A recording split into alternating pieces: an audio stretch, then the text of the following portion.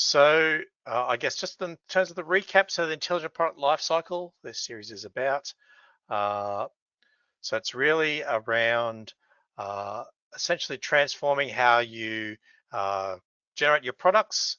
Okay, so getting rid of friction inside there and deliver that product lifecycle. So it's really covering across all the areas from the early defined stages through into detailed design, planning, production, service, and sustainment. That's really the entire product lifecycle.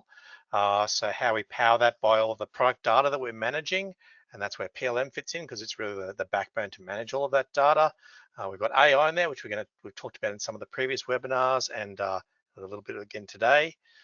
So in terms of a bit more detail on that, in the early stage of design, some of that definition stage, the PTC has products in that area. We're not focusing on those through these webinars, but look for some further events coming down the line.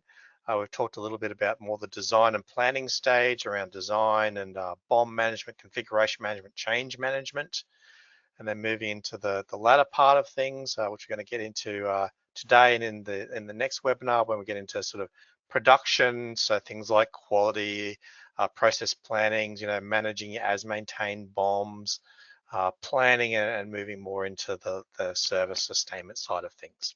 Okay, but as I said, PLM is really the foundation or the backbone of that because it's really around managing all of that information. So all of your part-centric data that you've done. So we've touched on that in the previous events, how you handle your processes around that. And we've also looked at a bit of that. And then how we can collaborate on that information by sharing that information through things like visualization. So, the big part of that as we move into PLM is managing the BOM, the bill of materials that describes your part. So Windchill lets us create that BOM in a number of different ways, from CAD, from imported spreadsheets, just by building out a structure manually inside Windchill.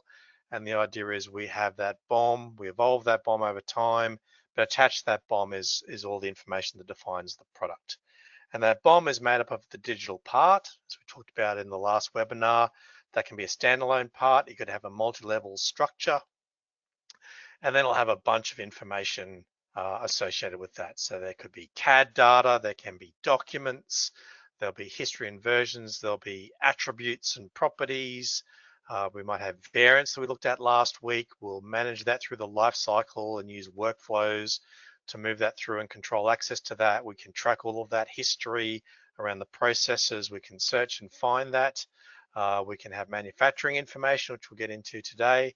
And we might want to integrate that information for our parts with other systems like IoT, requirements management, ERP, manufacturing service, compliance, or maybe we want AI to start trawling through all that information.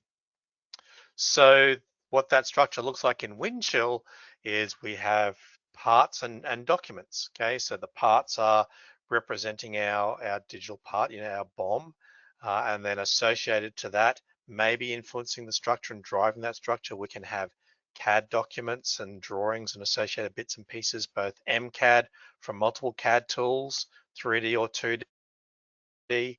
We might have ECAD data, schematic definition, board definition, and things that might describe our PCB as well as the 3D model. We can have other documents, PDF documents, Microsoft Office documents. We might have executable binary files, zip files, images, movies, whatever.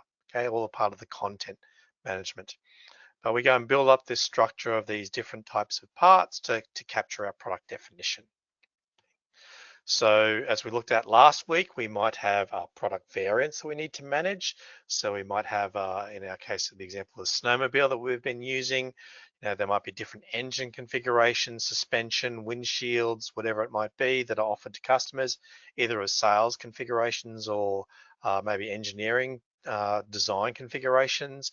So how do we manage those sorts of families of product and build out those different variants and the BOMs of those to show them to people, and include with the visualization of that.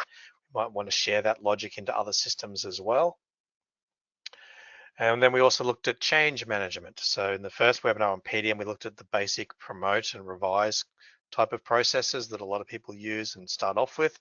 And then we discussed around how Windchill has full enterprise change management. So the ability to define change objects like problem reports and change requests, change notes and their associated workflows, and how they manage and capture your process inside that system, and the advantage of how that's linked to the actual product data itself. And we also touched on how we can also manage the execution of the projects that we might be doing inside Windchill. And again, the benefits of we can set up and define plans and tasks and track their execution inside Windchill. We can see, you know, our Gantt charts and timelines. We can share data with Microsoft Project. And the nice thing is then that, you know, things like our deliverables for our task are actually attached to the documents or CAD data or whatever else it might be that's actually being defined and managed inside Windchill, again, rather than relying on separate disparate systems.